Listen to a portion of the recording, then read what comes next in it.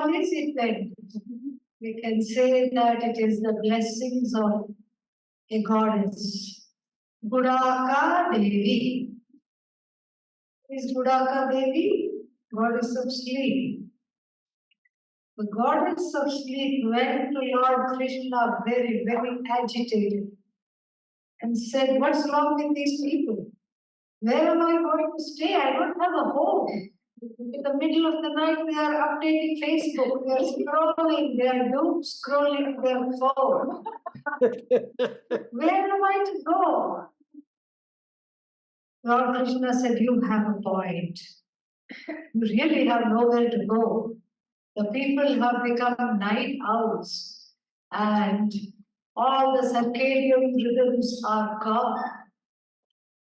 And he felt very sorry for her and very compassionate. And he said, "Wherever there is talk about me, you go there. Hari Katha, stories of Lord Krishna, you go and grace the hall where stories of Lord Krishna are told. And since I am Vedanta Acharya, wherever there is a Vedanta class, you go and grace that place." See, that's what. The best kind of sleep comes in Vedanta class. And I have to wait till Swamiji comes to finish this story. There she is coming. Wonderful.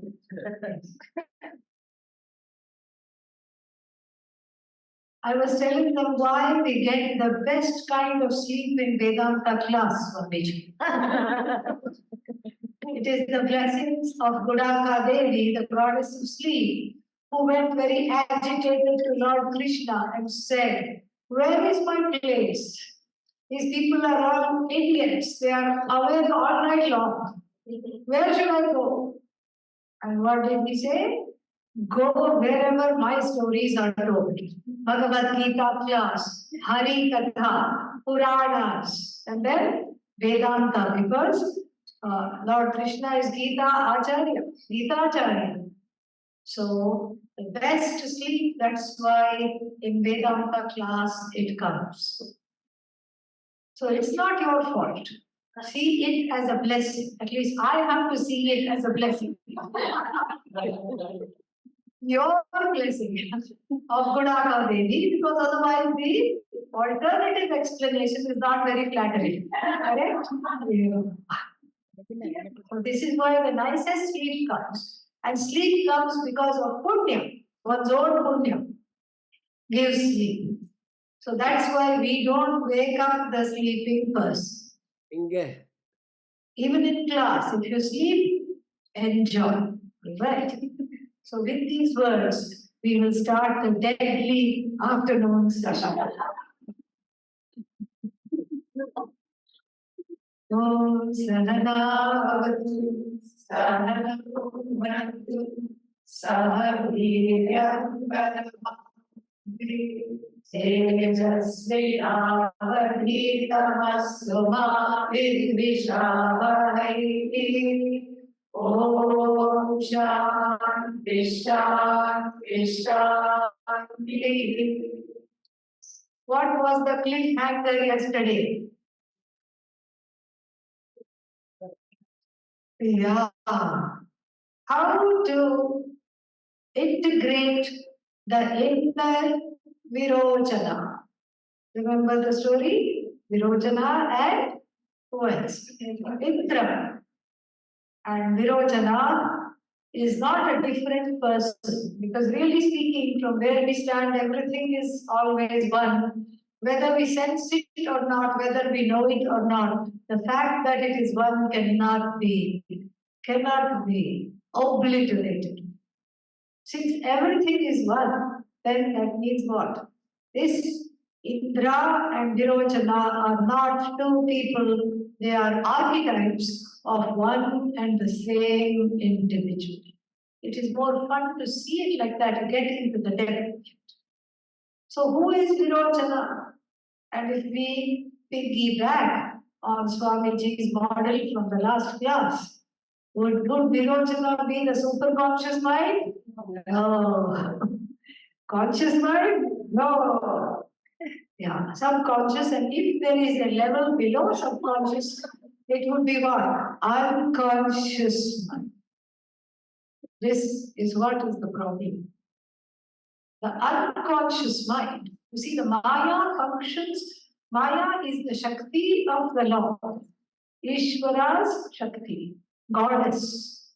That goddess for the Lord is all knowledge, all power, all action, and that same Maya for the Jiva is all ignorance, feeling victimized and feeling sorry for oneself.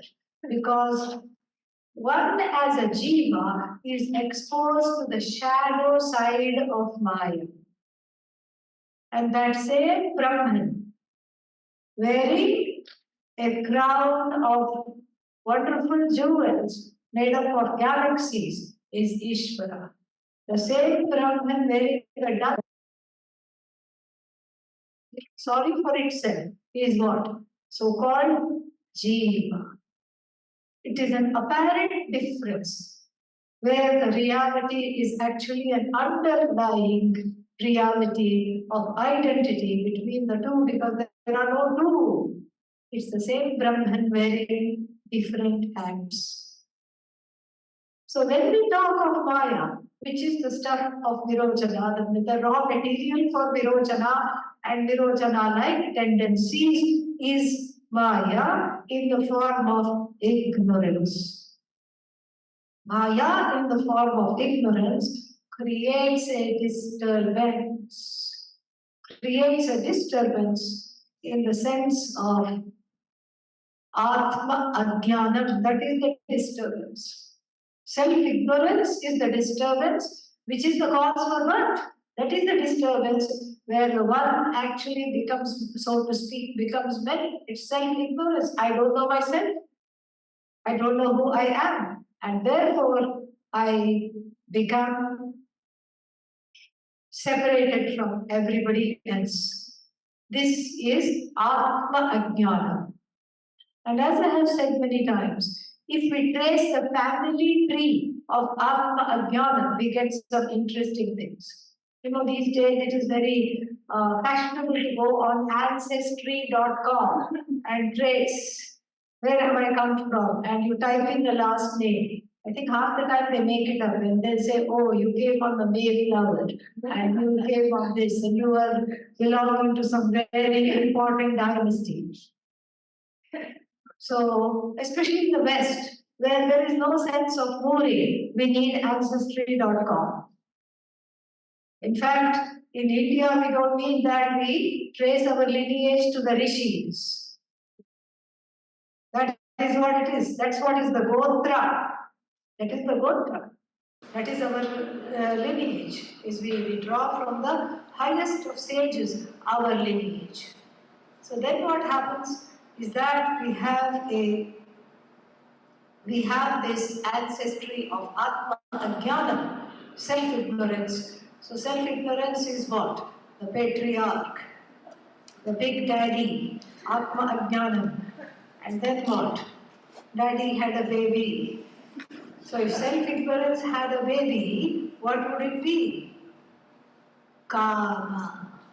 What is Kama? Desire. Because when I am ignorant of myself, I want all kinds of nonsensical things. Everything starts to look good. Yes, I want that. Yes, I want that. But what are you going to do with it? I don't know, but I want it. But why do you want it? I don't know, but I want it. But fortunately, in this country, all the things you thought you wanted and all the things now you don't want, somebody else is there to buy it. It is called garage sale. That's what. Your junk is my treasure. This is the motto of the garage sale. So Atma Ajnana leads to all kinds of binding, nonsensical desires. That is the baby of Atma Ajnana. Kama. Kama has a baby. What is that? What does Kama do? Action. See, the hint was there in the question. The hint is there in the question itself. What does karma do? It makes you want to do something because the desire creates a pressure. It doesn't sit quiet and politely say, oh, have this desire, it's wonderful. No. You don't have the desire at this point. Desire has you. It's like you are driving a car, wonderful. Then you have the brakes, you have the steering wheel, you can direct where you want it to go, you can slow down, you can speed up.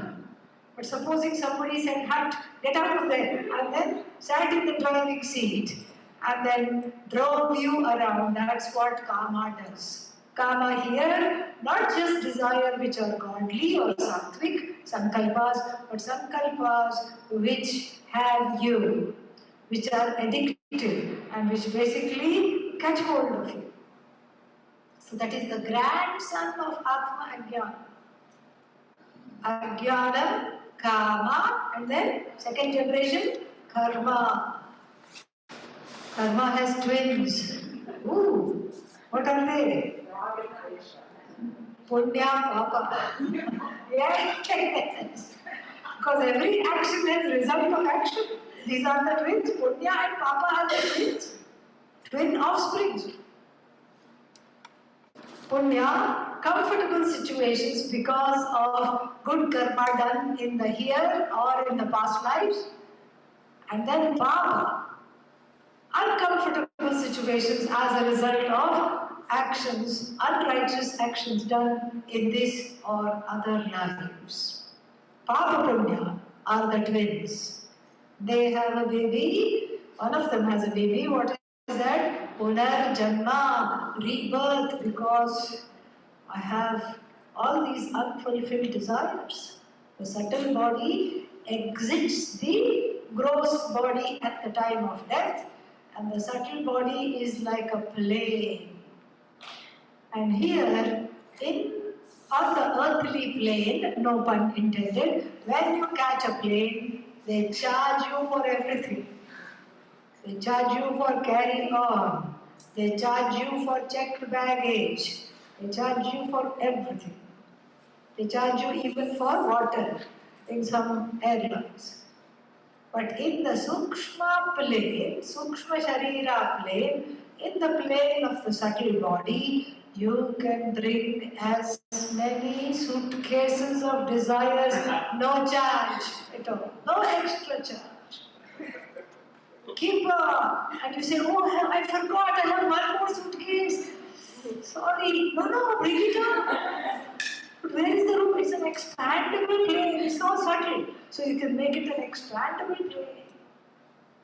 And it flies the jiva on to the next life. So the next life you land with already so much baggage. Vasanas, samskaras, so many things. And so therefore, this ancestry of Atmajnanam is important prerequisite, an important discussion to understand how to look at the unconscious mind and how to understand its nature. Because understanding its nature is very, very important to overcoming its hold. How does the unconscious mind have a hold on oneself? I don't have to tell you that. In fact, whenever you come to see me, you have lots of stories to tell about how the unconscious mind has a hold. People will come and say, suddenly I got angry. I was fine until you showed up. As soon as you came, I got angry. Is that possible? No, not possible. Because that person perhaps I'm meeting for the first time. So I can't say until you showed up I was fine and you came and that's why I got angry. There is no connection. Yet, in the unconscious, subconscious mind, there is a connection. And it's a very deep connection. It's a connection of which I am not aware. That is the connection. That's why it's unconscious. there are triggers. See, Vedanta is an inside job.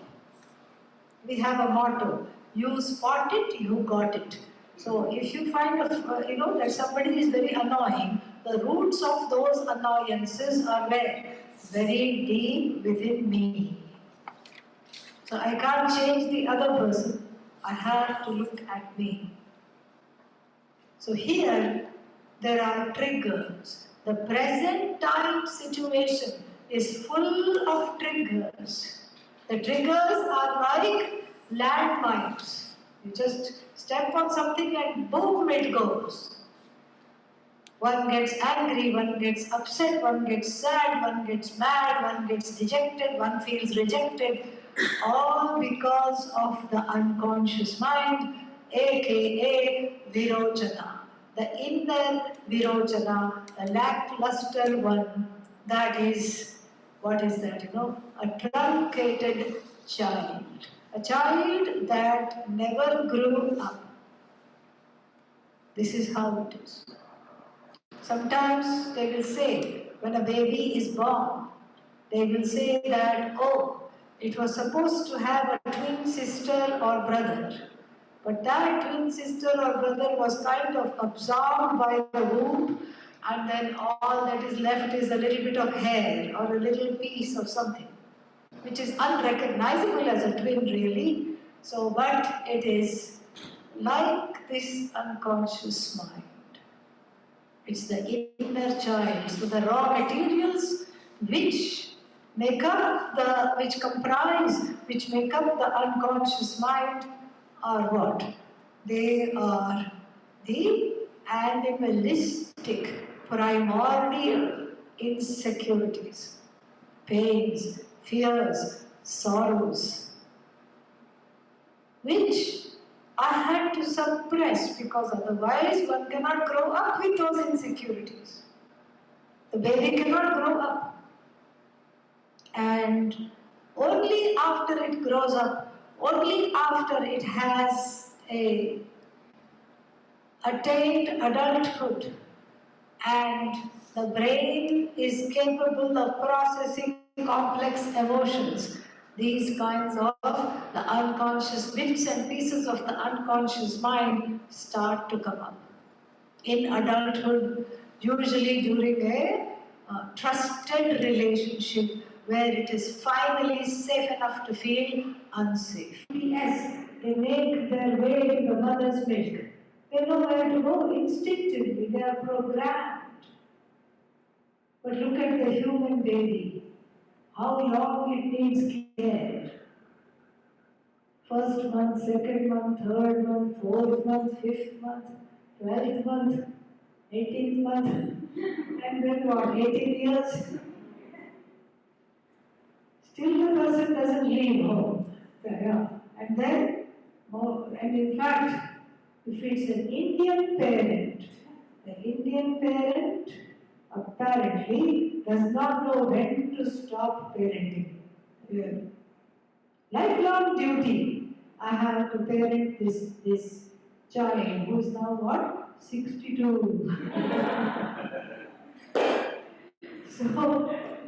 So really, the whole thing is very beautiful how it starts. The journey of everybody is in total ajnanam. The child has two kinds of ignorances. Atma ajnanam, I don't know anything about the truth of me. And then anatma ajnanam, I don't know anything about the truth of the anatma, not I. Both these ignorances are there. Ignorance of the second kind. What is that? Non-self ignorance. Ignorance of the world automatically drops. All you have to do is grow up. The 3-month-old child doesn't know who the mother is, but at age 6 months, the child is very clear, this is my mom, who are you, don't come near me. And mother ignorance drops, father ignorance drops, house ignorance drops, toys ignorance drops. And then as the child grows and goes to school, friend ignorance drops. Everything drops, drops, drops. Self-ignorance also drops? No. That you have to choose to know. You have to make a choice to know self-ignorance does not drop. But since the human baby is the neediest of all babies, it's a fact. Very needy, constantly crying. Not at least dogs and cats only have physical needs. The human baby has what? Emotional needs. Sad but true. And this, since it's a very needy baby, the total need is compensated by complete trust. The child cannot move. It needs help. Same kind of cry. Happy change? Ah. Hungry? Ah. And then what? Too much food, stomachache, too much milk. Ah. The parents have to guess, especially if it's the first child, they have to guess. What is this child needing? They don't know. So, that helplessness is compensated. This is Ishvara Srishti, Bhagavan's creation. The helplessness is compensated by total and complete trust. For the child, the mother is God. Oh, she can pick me up. She can go like this and suddenly I feel comforted. Oh, nice. She smells good. She's holding me. Wonderful. Father, oh, so big, so strong. Wonderful, has a booming voice.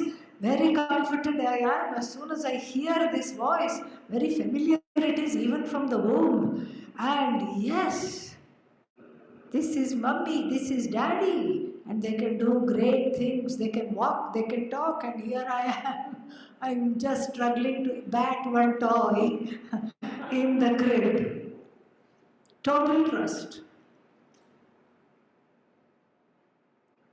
And then what? As the child grows up, the brain develops a little more. And the child says, wait a minute, everything is not as rosy as it seems. This God and this goddess have a lot going on. I am not their first priority. They seem to be going here, they seem to be going there, and I'm hungry and frightened. I'm all alone and they keep leaving me. And I don't have a sense of time. I can't tell the clock. And I don't know whether they are going to come back, much less when they are going to come back. I have no idea. And all I can do is be afraid. Be afraid that they are not going to be there to take care of me. They are not going to be there all the time. Because why? Mother is fallible. Father, even though he thinks he is infallible, is fallible. Fallible. Make mistakes. And you cannot, even if you are a most self-conscious, enlightened parent, you cannot help yourself from making the mistake. You will make the mistake. Why? Because you are a human being.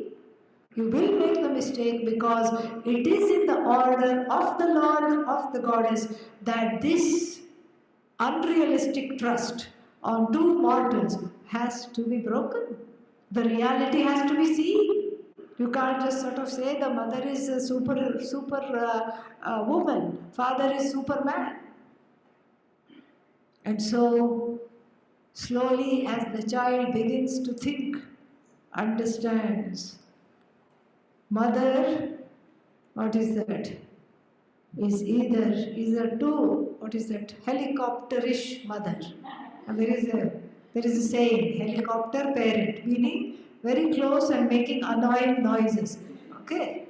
So, mother is what? Smother. Put an S in front. Okay? Mother smothers. And where is father? Farther and farther. Okay? Or mother is just other. Take away the M. So the child recognizes this. And this becomes the part of the development of the unconscious mind in early childhood. Everybody goes through this. You may not remember, but this is what happens. I knew one man, he was 65 years old. And then he was having this constant headaches. He had been to neurologists, neurosurgeons, he has done MRI and every other thing. No cause. Then I took him to one Ayurvedic doctor in Florida. He's very famous. And his name is Dr. Soman. And Dr. Soman checked his pulse and he said, "Did your mom drop you when you were a child?" Just one question. And here, this student sitting right next to me just burst into tears. A grown man. It was just that memory came back. Even though he did not know consciously whether his mother drugged or not. And his mother was in an old age home at 95 at this time, or 90, in her 90s. And some of her memory was going. But he called her up and asked, "Mom, did you drop me?" And she said, "Yes, can you ever forgive me? I dropped you down a flight of stairs."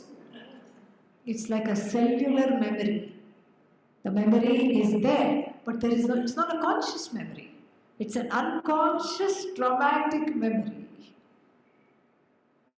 The astrologers will say it is karma. It's a karmic memory. That's also there.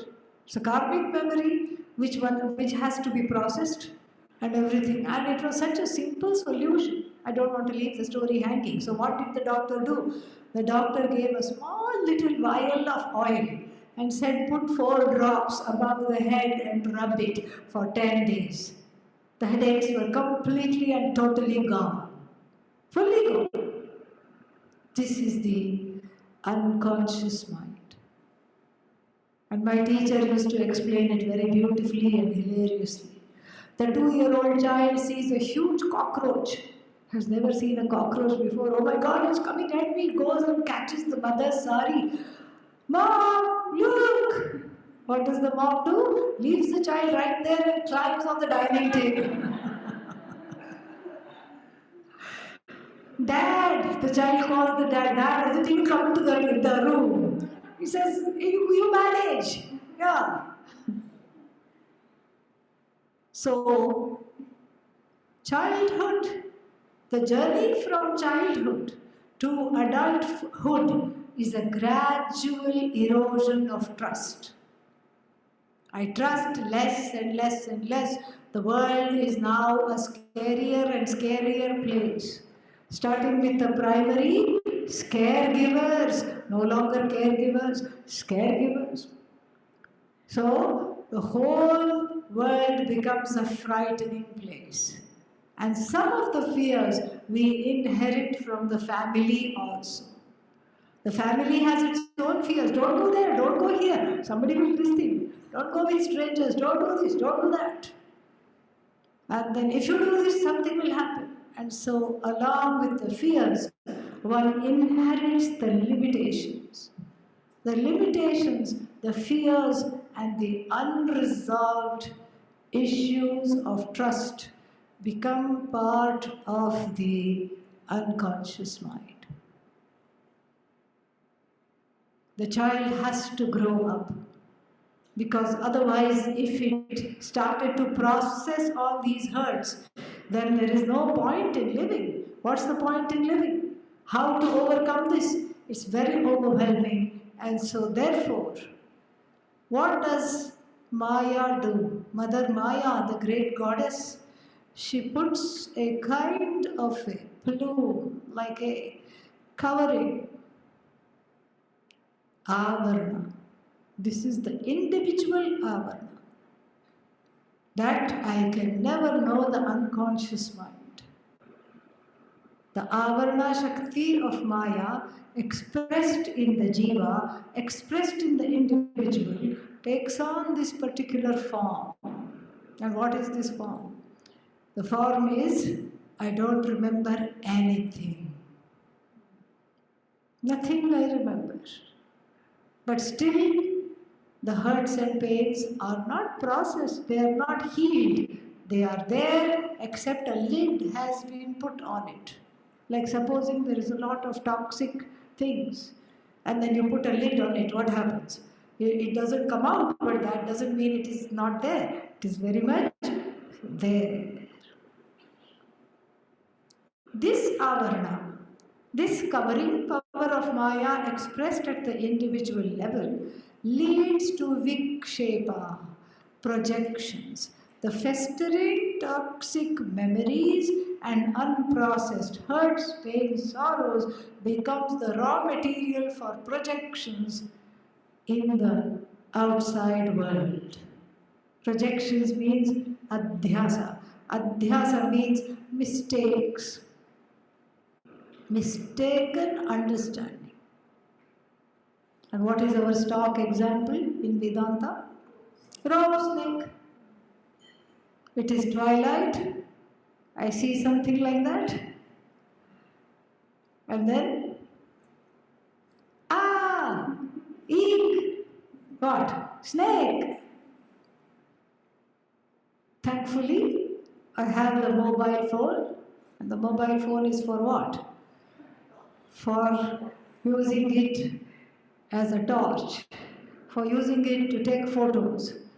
Maybe the next version will make coffee. So, anything except other than making phone calls. So I shine the light, and what do I see? A harmless rope or a hose pipe. Or yesterday's mala, which was on Bhagavan, and now it is just like this, looking like a snake. Where did the snake go? When the rope was discovered as rope, where did the snake go? Did it slither away in the bushes? Say no so we can move on. Where did it go? That was my own projection which was withdrawn into the place from which it came. The storehouse of fear in the unconscious mind was the cause of the projection, and the projection is withdrawn because the reality is something else, completely benign. This is one stock example we have for vikshepa, individual projections. Another stock example we have is the lady who moves into a new neighborhood. She moves into this neighborhood and everything is nice. Then she just looks like we see the view from the bedroom. And she sees one man standing like this. It's again twilight, little dark, and she says, oh, maybe they are one of the moving people. Let me wait till they all go.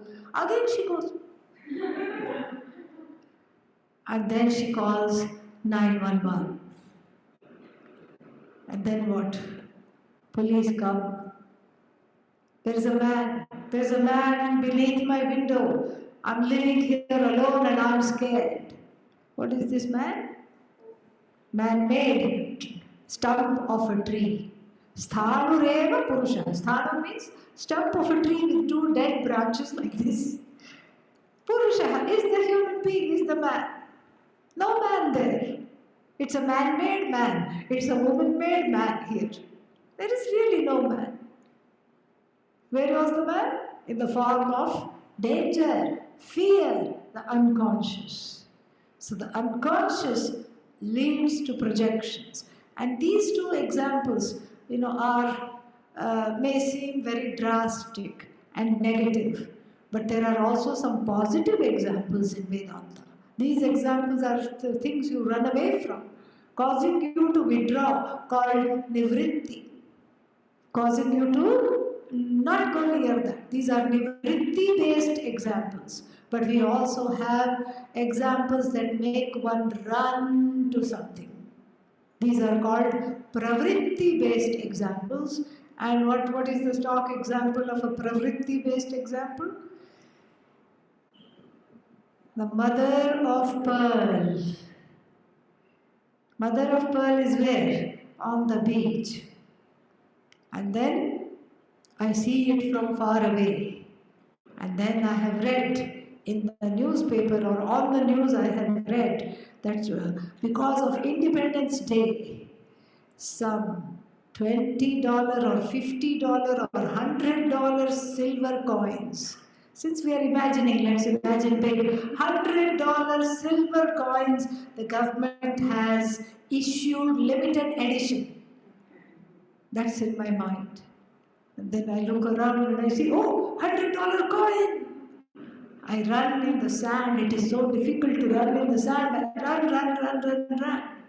What do I find? A worthless piece, not even $1, okay? Yeah.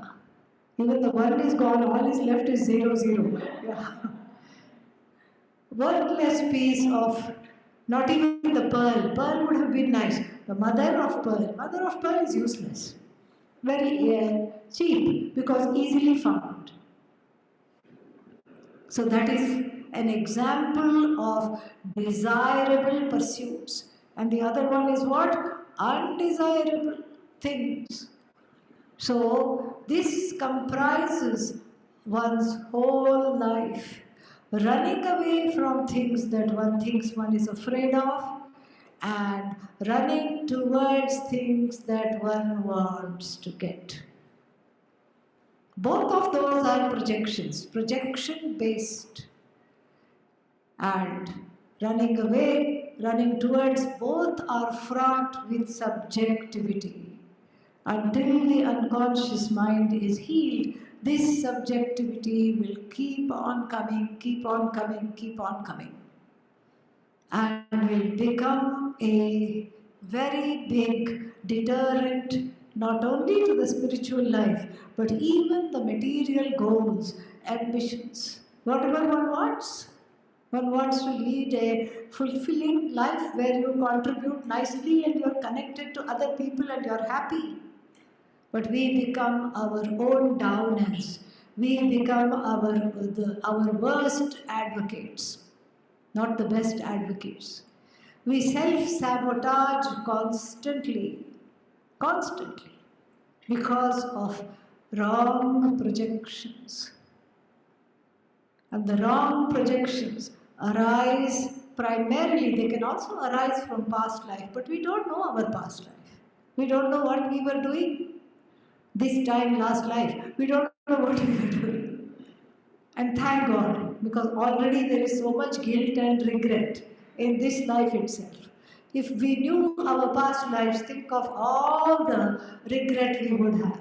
Why did I do this? Why didn't I do that? I wish I had been kinder to the father. I wish I had forgiven the mother. I wish I had done this. I wish I had gone there. I wish I had not done this. So many things. And so, in a way, it's good we just have material to work with in this life itself. And therefore, the Shastra says, it's a beautiful verse from the Mandukya Upanishad, the Karika, composed by the great Grand Guru of Adi Shankara by the name of Gaudapada Acharya. Gaudapada Acharya says this. He says that that there are two problems with both the internal practice of meditation and the external journey of spiritual growth, and the problems are one and the same. What are they? One is called laya. Laya is sleep, really. In meditation, that's a problem. We have to avoid laya. But in the waking state, we can extrapolate laya as to unconscious, not knowing the problem. And then the other problem is in the meditation is vikshepa, distraction. And in the non-meditative state also, this distraction is seen now as various projection. And he gives a very nice formula. Laye sambodhaye chittam. Chittam, the mind, the heart, must be recalled back. When it goes and joins the unconscious mind, when it is going away from me, I'm no longer able to witness it, I call it back. Vikshiptam shamayet punaha. If it is distracted, this is again the teaching for the meditation. Vikshiptam, when it is distracted, when it is going on to other thoughts, projecting other thoughts. Shamayet means bring it back. Punaha. And then he says something which is phenomenal for that age. And then this is what happens to colonized cultures. Our wisdom of our sages and saints is totally discounted, not named. And then the credit goes to Sigmund Freud for the father of the unconscious mind. If there is a father of the unconscious mind, it's Gaudapadacharya. Listen to the third line of this shloka. Sakashayam vijaniyat. Know the mind to be with Kashaya, not Kashaya. Kashaya means orange. Okay, no. The mind is not orange yet, but Kashaya. Kashaya means sludge. Unconscious. The mind is always with the unconscious. It will be there. Praptva na vichalayet.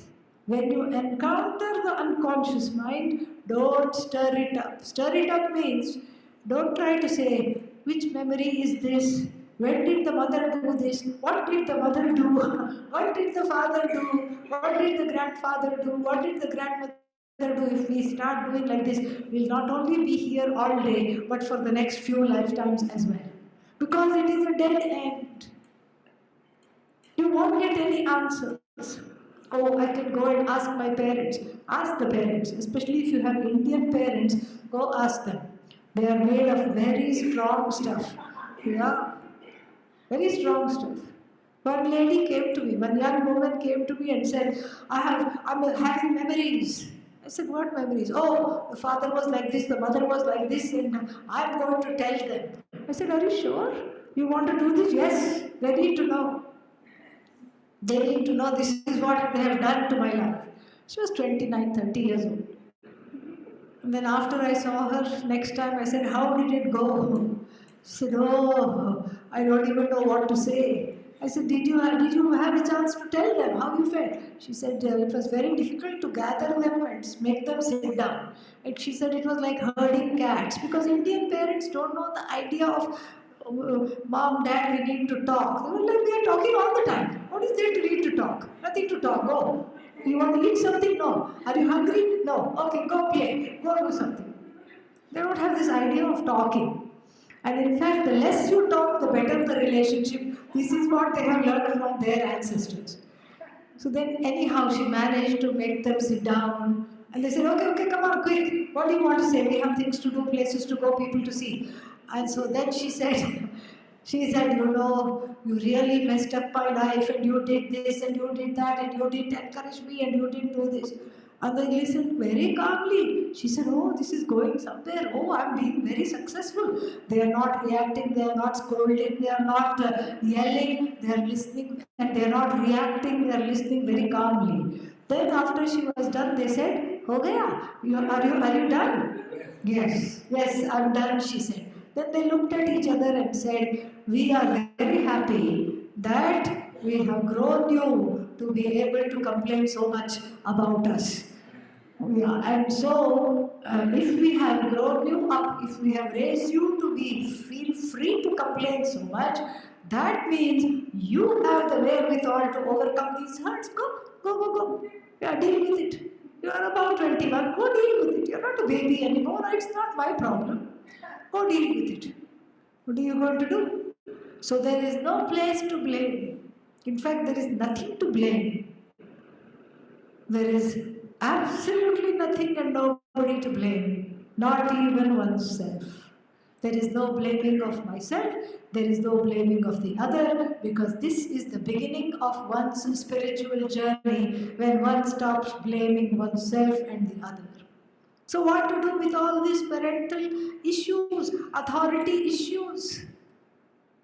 And the answer to that is the local parents who I see, who the child's mind sees as the cause of pain, sorrow, consternation.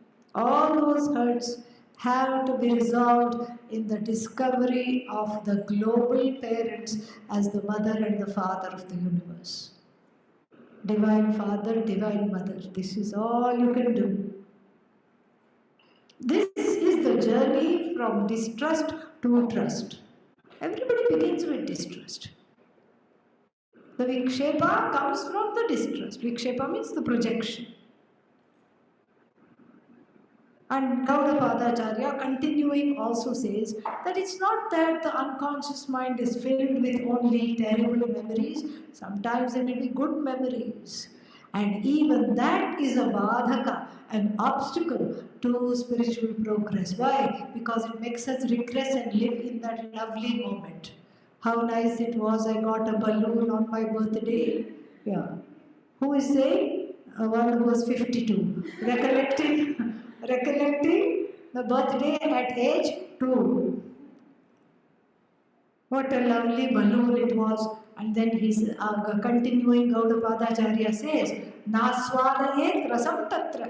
Rasam means this essence, the bubbles, either the uncomfortable bubbles of the difficult memories or the pleasant bubbles which make me regress and enact the role of the child all the time. Make me be a perma child, like permaculture. Perma child. I don't want to be a perma child. There is no growth there. Oh, but I don't want growth. All right. Om Namaha, that's all I have to say. Om Namah Shivaya. If you don't want growth, then what is it that you want? Then, I want growth. Yes, I want the teachings. Yes, I want to do sadhana. Yes, I want to get better. But then, what is it that is there? What is it that I also want? I want validation. I want somebody to notice me. I want somebody to look at me. I want to sit on somebody's lap. Aren't you a bit too old? Yeah, but doesn't matter. I still want to sit. I still want to be loved. I still want to be looked at. And this takes on very interesting forms. One person came to me and said, you never look at me. You look at everybody else. When you teach, you are not making eye contact with me at all. I'm not feeling the love. I said, well, it would help if you did not sit behind the basketball player who's attending the class. Otherwise, if I have to look at you, I have to go like this all the time.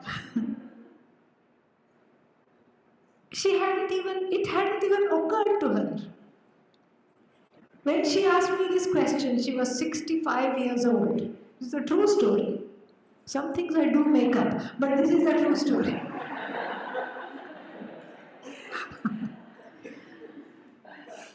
She was 65 years old, and it really did not occur to her that every time she came to class, she found the tallest person and sat behind them. There was some other issue going on from the unconscious, some invisibility, some fear, some insecurity. And instead of dealing with that, she was looking to the teacher for validation, eye contact, whatever it is. The teacher can stare at her till the cows come home, but will the insecurity go? The answer is no. This is what one has to understand. Even if 100 teachers, even if Lord Brahmaji, who is the ultimate teacher, looks at her, the insecurity centered on the I will never, ever, ever go. For that to go, some work has to be done. I have to learn to trust again. I have to learn to trust again. And it's very difficult because one has calluses and calluses of distrust. You know what a callus is? Yeah. Hardened area like when in the feet, near the heels and all, you have calluses. Calluses of distrust. Each hurt has joined the other hurts, and there is a scaly covering in which I feel safe, in which I am also imprisoned. This is what I have to get out of. I have to dare to trust again. The distrust has to be converted into trust. How? The Shastra again is very unequivocal. Samaveda is a Veda that is sung. Originally, it was kept by women, and then suddenly the men took it away and said, women should not chant the Samaveda. That's what we are going to chant it now. Setu stara, setu stara, dustaran,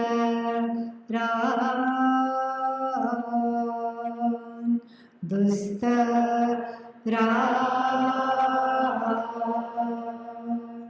how,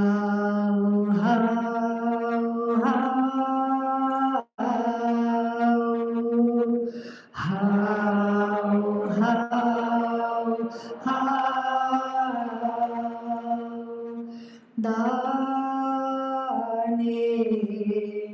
danam, danena danam, how,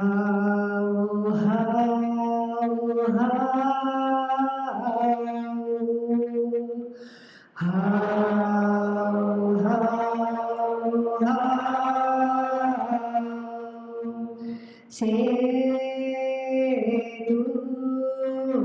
stara, setum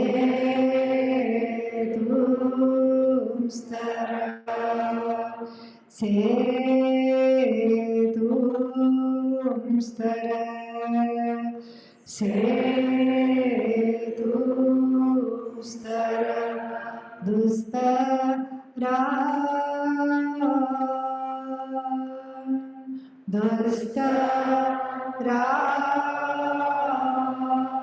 श्रद्धया श्रद्धा श्रद्धया श्रद्धा how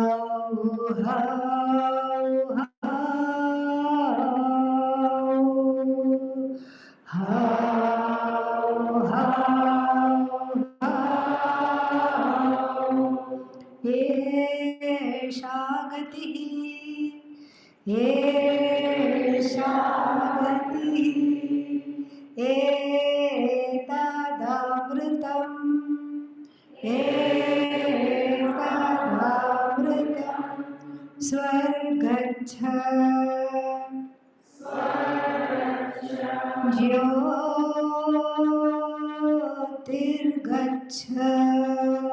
ज्योतिर्गच्छ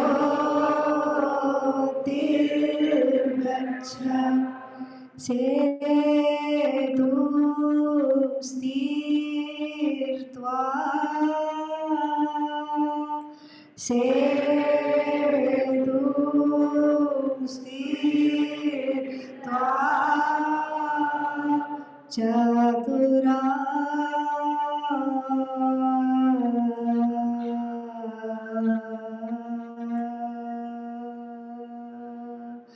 chatura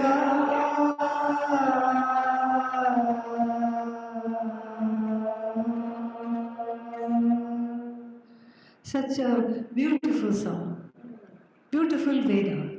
Setu Stara, cross the bridge. Setu, bridge. Rama Setu, we say, bridge. Cross the bridge. What kind of a bridge it is? Dustaran Setu Stara. Cross the bridge which is very, very difficult to cross. Danena, by giving, cross the problem of the inability to give. How do I give? By giving. How do I become compassionate? By engaging in deliberate acts of compassion. How do I overcome anger? By building a bridge of calmness, non-anger. By non-anger, I cross anger, by I cultivate the opposite pratipaksha bhavana, the opposite quality I cultivate within myself. And then, shraddhaya, through shraddha, devotion, trust, faith. Ashraddham stara, cross distrust. By what? Trust. I have to learn to trust. And I can't learn to trust until I have a place where I can place the trust. If you place the trust in the significant other, what will happen? The word significant will drop and the person will become other. Because they also have so many things. They are also fallible. They will also trigger you. They will also not understand you sometimes. And we saw how placing the mother in trust in the mother and the father went, and that didn't go very far. And what about friends? Same thing. They will also not be there. Oh, I know. I'll place the trust in the therapist. Yeah, this woman said this to me, and then I said, then again I saw her later. She's from Colorado, and then again I saw her later after many years. I said, how is therapy going? She said, well, I stopped seeing the therapist. Why? The therapist started to have marital problems, and so my trust in the therapist left. Where is the place? There is no place. Really, there is no place. The only place is the altar of surrender, which is Bhagavan Bhagavati. That is what it is. Parvati Parameshwara. That's the only place. And so I have to have an altar of surrender. And in the tradition, even abuse is prayer. It is not blasphemy. You can go to the altar and say, what do you think you are doing? Why you have given me this in my life? You call this karma? Wait till I show you what karma is. You can say that. Yeah. It is free therapy. It is super therapy. And then you look at the devatas in the Hindu tradition, they all have this. What is that? Don't fear, I am here. And they're all smiling. You say, shame on you. You are an idiot. Why was I born? No reactivity. And most of this kind of a deep transformation is being listened to without judgment. That's really what it is. Which nobody on earth can give. No therapist can listen to without judgment. After a few sessions, everything becomes familiar. Judgment will seep in. Their own subjectivity will be there. But here, we are invoking the altar that is totally objective to deal with our subjectivity. It is not a simple thing, it's a very, very profound transformation if we allow it. So what do? We just sort of say this, you can say that, you can have a place where you can express displeasure and upset and pain and sorrow. There are so many stories like this. You know, all the saints in India are not all benign people without, all blessing people. There are some saints which are very difficult, had very difficult pasts, had very difficult ways of presenting themselves, were very quirky. And one such saint, he was just, everybody thought he was mentally off. He used to go to an abandoned temple and say, Shiva temple. There was a Shiva Linga there. And he said, you need Abhisheka? That was the spit was the Abhisheka for the Lord. You need some sandalwood. He would take the dirt from the ground and just plaster it on the Shiva Linga. You need a garland. He would pick up some twigs, fully like a thorny mala he would make and throw it on the Lord. And then the story goes, as the city began to expand, they thought they should reclaim this temple. But then he had soiled this temple. He was spitting on the temple, doing all kinds of things on the temple. And so they said, how to get rid of this fellow? One Panditji came, one Pujari came and said, I want to get rid of this fellow. And that Pujari happened to be somewhat sattvic minded, and then he had a dream at night and said, you please observe this fellow And if you think there is anything wanting in his bhakti, then you can get rid of him. Oh, what bhakti! He's spitting on the Lord. Doesn't matter, you just observe him. You wait and see what happens. Lord Shiva appeared to the priest in the dream and said, if you are convinced that his devotion is more than yours, then you have to leave him alone. If you are convinced his devotion is less than yours, then you can ask him to vacate and take over the temple. So the next day, the Panditji went and spied on this Bhakta who was saying, he went into and he kicked the door open. Usually, this is what he kicked the door of the sanctum open. Thu, he said, oh, you want 108 names? And he said 108 four-letter words. That was his 108 names. And the priest was bristling, oh my God, this is desecration of the temple, this is terrible. And then suddenly he saw that where the eyes of the Lord would be, that sometimes they draw eyes on the Shivalinga. So here the eyes were drawn on the Shivalinga, the eye was bleeding. He said, oh, what happened to you? You are bleeding. He said, no problem. I have two eyes, I can give you one. And he proceeded to pluck out one eye and put it on the place where the Lord's eye was bleeding. Then the eye stopped bleeding. And then he said, oh, good, I'm happy. You are also happy. Wonderful. And the priest's jaw dropped to the floor. He was like, what is going on here?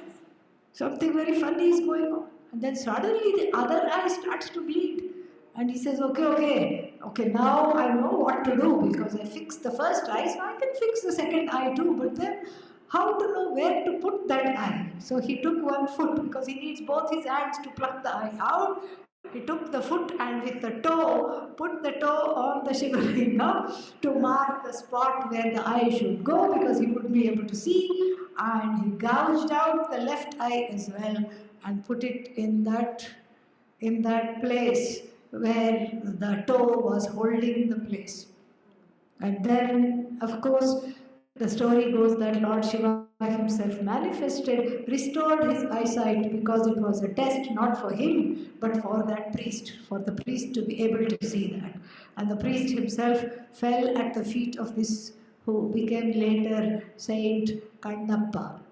This is and you will see that he will have a place in most South Indian temples. There are 61 such saints, and he is one of the Nayanmar's saints that are there in the thing. So this is how you develop a relationship. You have to have a real relationship in any manner, in any way, in any form. That's why there are so many forms. This is why it is called Ishta Devata. Any form is all right. So those who have lot of mother issues, Bhagavan in the masculine form, very comforting, very soothing. Those who have father issues, Bhagavati, goddess, very nice, very beautiful, very soothing. Oh, what? But I have both mother and father issue. That's why we have so many things. We have Narasimha, half human, half lion. So many things. Hayagriva, half horse, half human. These are all manifestations of Bhagavan. In every tree we see Bhagavan. In every animal we see Bhagavan. The sky is Bhagavan, the sun is Bhagavan, moon is Bhagavan, stars are Bhagavan. Everywhere we can see Bhagavan and we catch hold of whichever is the way where it is very easy to build trust without getting re-stimulated and triggered all the time. I choose a comforting form and I keep relating to this form just like I would relate to a loved one. That's what it will be. That's why we have 9 forms of bhakti. Like Mother Yashoda, she would say to Krishna, what? You know? What are you eating? Open your mouth. When the baby opened its mouth, she saw the whole universe and all the galaxies. Doesn't matter, close the mouth. She enjoyed the love of bossing over Bhagavan. There's some beauty in that. It's a form of love. Vatsalya Bhakti. Sakhya Bhakti, the God is my friend. God in the form of friend. God in the form of consort. This is Meera Bhai's famous bhakti. God as husband, God as spouse, God as brother, God as sister, God as mother, God as father. This is what the relationship has to become real. We can start with a small altar and a few things kept on it. You can keep some dry fruits and then what? Offer and then go about your day. And the truth is, if you suddenly forget and go away, you have to feel guilty and come back. Then you know, okay, this relationship is now real. Even if you've driven halfway to work, I forgot to feed Bhagavan. Either you call a neighbor and say where is the hidden key and ask them to do the Naivedya, or you go back yourself and do that. That is how, when that relationship becomes real, then the unconscious mind integrates into the adult. The inner child is soothed because only Bhagavan can reparent the inner child. And how is the inner child reparented? The inner child is reparented because there is a safety and security in this primal relationship of myself as devotee. So, first of all, I am a devotee. Then I become son and daughter. Devotee son, devotee daughter, devotee spouse, devotee friend, devotee employee, devotee employer, devotee mother, devotee father. The word devotee is primary. All the other relationships are secondary. And when I have transformed my life like this, the unconscious mind just disappears. Where? Into that ocean which is Bhagavan. And then I discover the unconscious mind is but an ocean, which I thought to be the ocean of samsara, is but an ocean of samsara. And in fact, this is enacted every 15 days in our culture, Pradosha Puja. Dosha means evening. Pradosha means special evening. It was yesterday, actually. The special evening was Dwadashi, Trayodashi, when they come together. Trayodashi on top, the 13th day of both the waxing and the waning moon. When it comes on top of the 12th day, this is what is done. Lord Shiva drank the story goes, Lord Shiva drank the hala visha. What is visha? Poison, a toxin. He drank that, and that is the collective unconscious. The pain of the collective unconscious was taken in by the Lord without letting him affect him. Why? Because he held it in the throat, it would not go beyond the throat. His own Shakti, Parvati, held his throat. That's why he's called Neelakantha, the one with the blue Adam's apple. So where did this toxin come from? From the churning of the ocean. What is the ocean? The unconscious mind. That's why all kinds of nonsensical things come from before. First, how did the ocean get churned? Through an unholy alliance between the Devas and the Asuras. Should the Devas and Asuras get together for any reason? Not at all. But here, the Asuras also want the Shruti. They also want redemption. They don't know it. And they get into an alliance. And then when the unconscious mind needs a churning rod, what is that? What is the churning rod? A mountain. Mount Meru is the churning rod. And then you need a rope. What is the rope? Here, this is the only instance where the rope became a snake. Okay? Yeah. Usually the snake becomes a rope. Here, the rope has been used as the snake has been used as a rope. And the Asuras were convinced to catch hold of the mouth of the snake, and the Devas caught hold of the tail. How did the Asuras get to the mouth? Because Indra said to everybody, you know what? Whoever is the bravest will go catch the mouth. Reverse psychology. So they all said, me, and foolish ones went there. The snake was a toxic snake, Vasuki. Each time it breathed, 4 5 asuras would die and other 4 5 would be unconscious. They had to be brought back to life with a wet towel. Yeah. With a cooling towel. There is a new thing now. Yeah. Cooling towel. Yeah. So with a cooling towel they had to be brought back to life. And then not that it was easy to be at the tail of the side where the Devas, because the Vasuki was in distress. 2.5 rounds around this mountain. It was, and then it was being churned, poor thing, and it was slapping its tail. And then all kinds of nonsensical things. This is an allegory of the unconscious mind. The nonsensical things came out, like what? Like Airavata, the white elephant. Why do I need a white elephant? But yes, and then I need it. This is the unconscious mind full of nonsensical desires. I need a wish fulfilling cow. I need a white elephant. I need gems. I need this. I need that. I need Lakshmi, I need healing, I need the science of Ayurveda, all these things. Then finally, Dharmantari comes holding the Amrita Kalasha. But before that, the unconscious mind, all the pains and sorrows of the universe come out in the form of Hala Hala Visha, a very noxious poison. Each time Vasuki, the snake, opened its mouth, the asuras fainted. But when Hala Hala came out, Vasuki fainted. It was that toxic. It was that poisonous. And Vasuki had to be revived. But then they said, what's going to happen? We are all going to die. We cannot handle this much pain and sorrow. Oh Lord, they worshipped. It was the evening of Trayodashi evening. And Lord Shiva manifested himself. And Lord Shiva manifested himself and said, I will take it.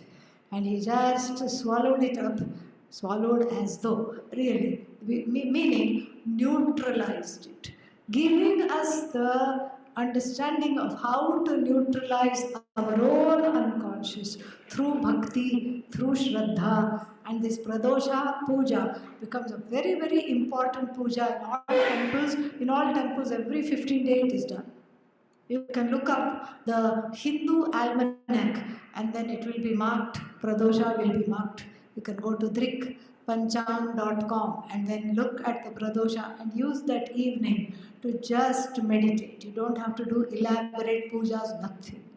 And what is the prayer? The prayer of every mumukshu, sadhaka, the one who wants this knowledge of non-duality should be that let all the unconscious mind be dissolved, resolved at your feet, number one.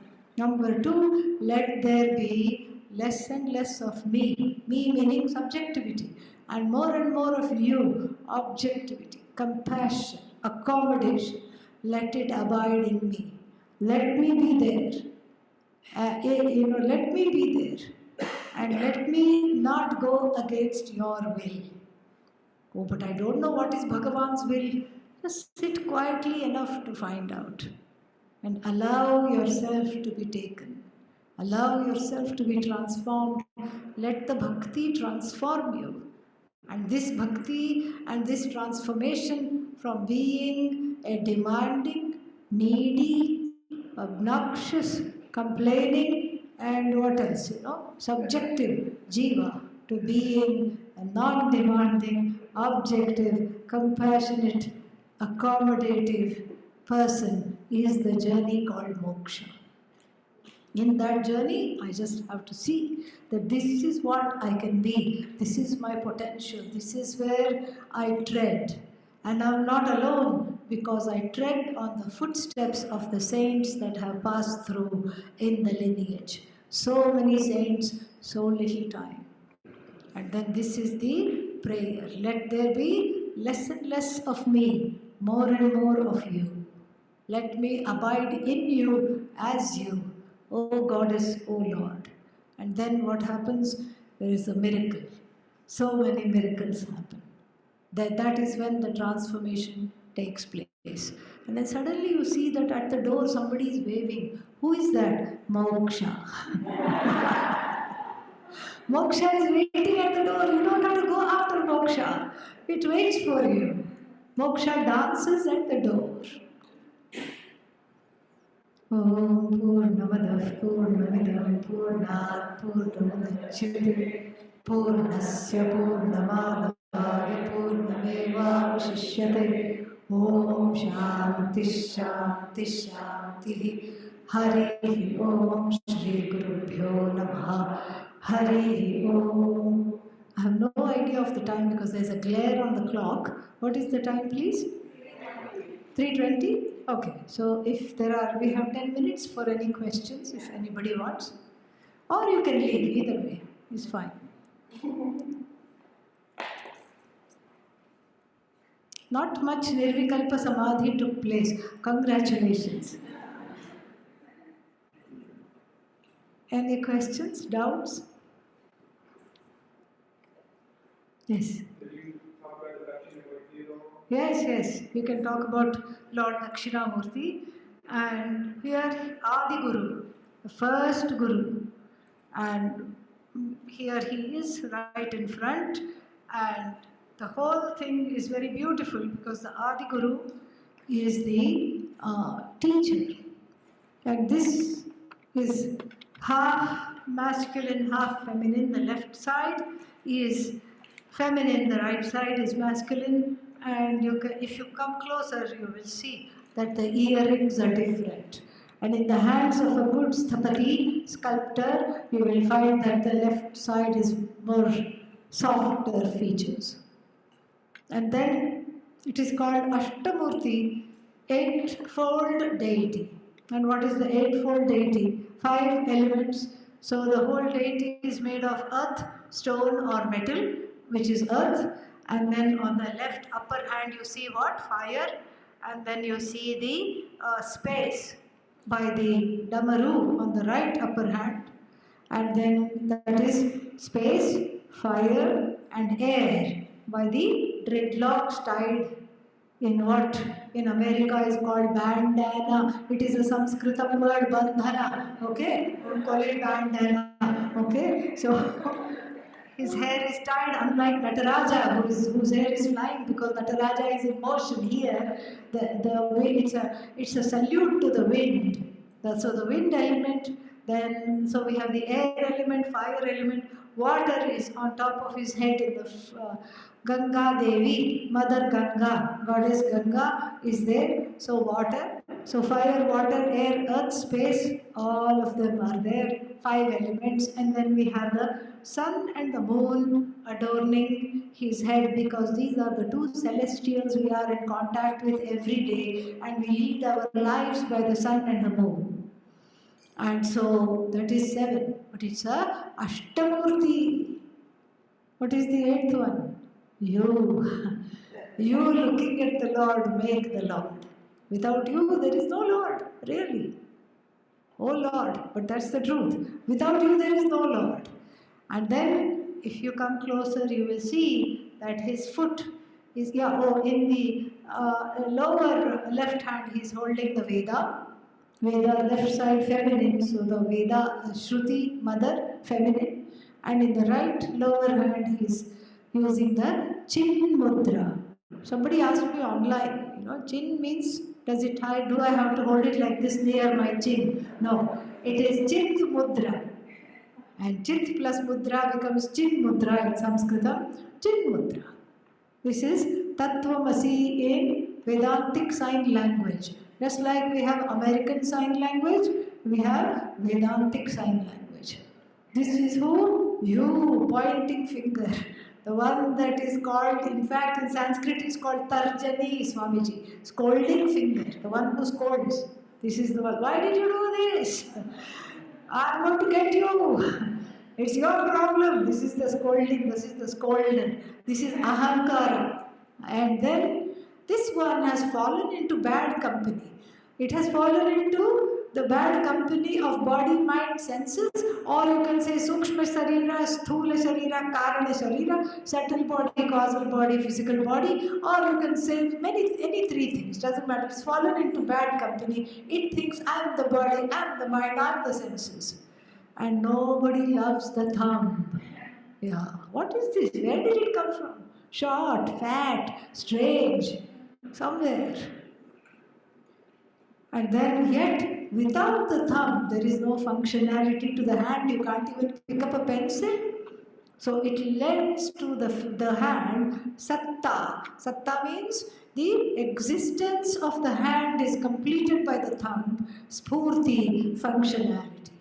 And this is Brahman. This is the scolding finger which is badly, wrongly misidentified, misaligned with the body mind sense complex. And then what does the teacher do? First says, first you have to bend. Tadvidhi pranipatena pariprashnena sevaya, 4th chapter of the Bhagavad Gita says. Learn to bend.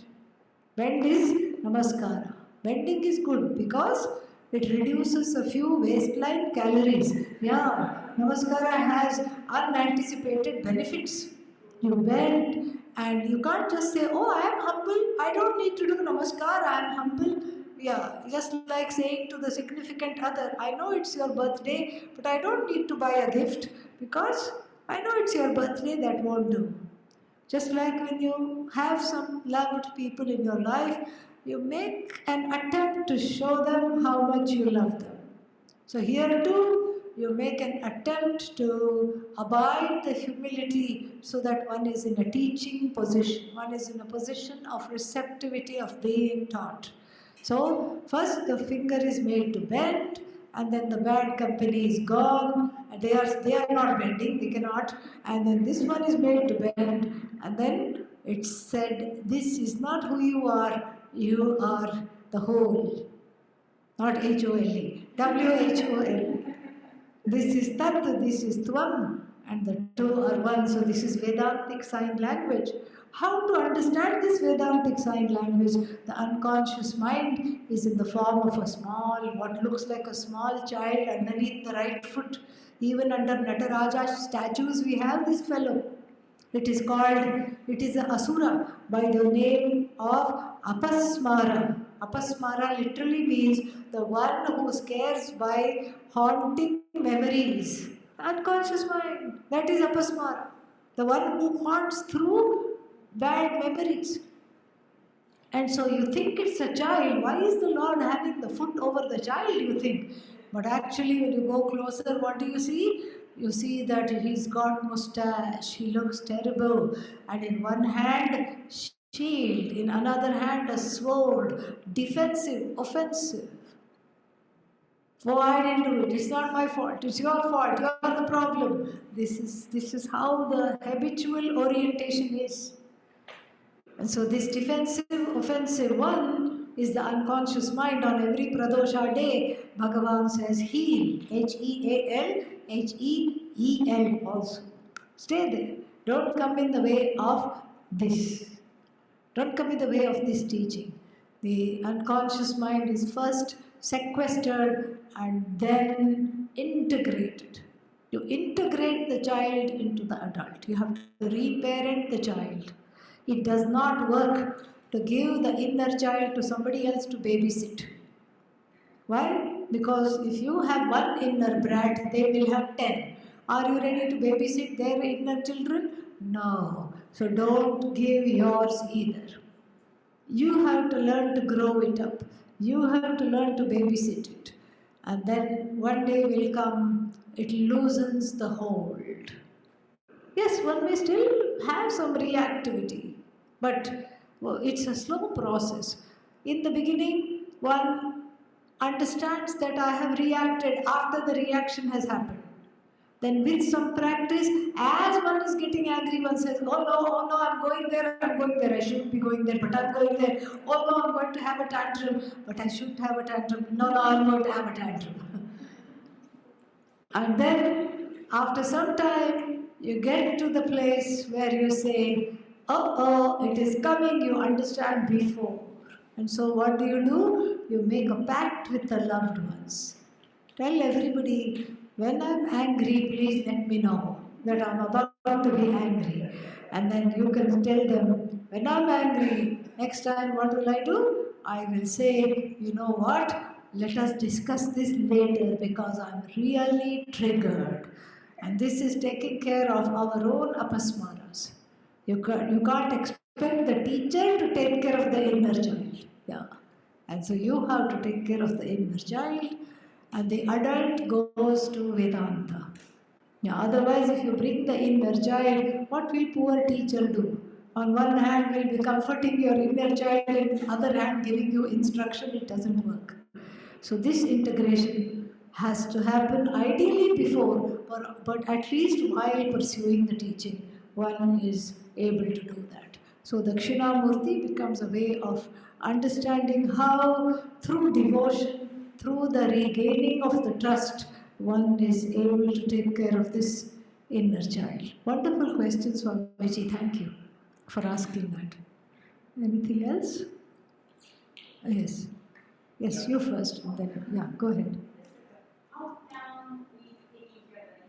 How to take care of the inner child? Be like the mother.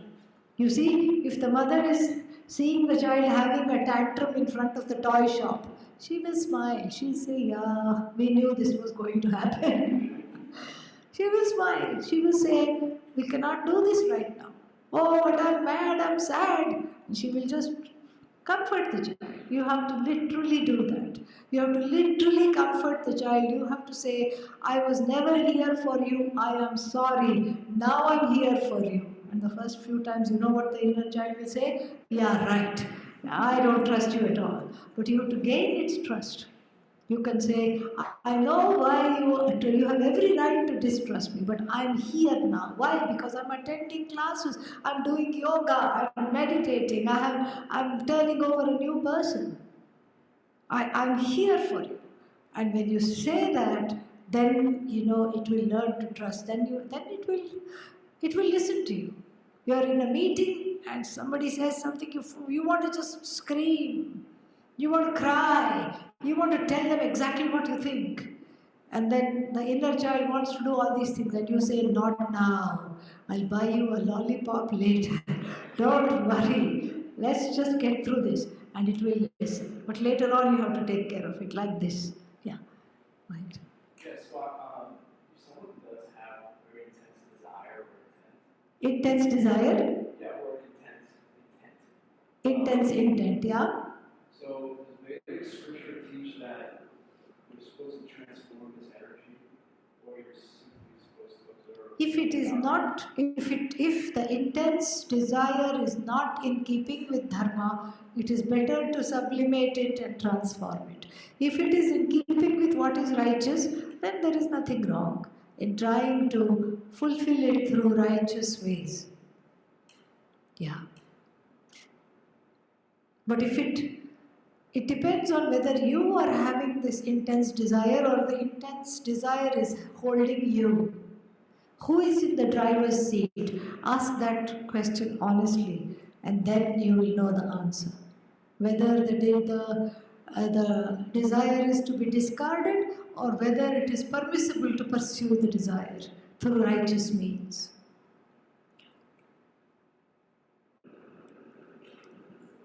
Om Shanti Shanti Shanti. Hari Om. Shri Guru Bhyo Namaha. Hari Om.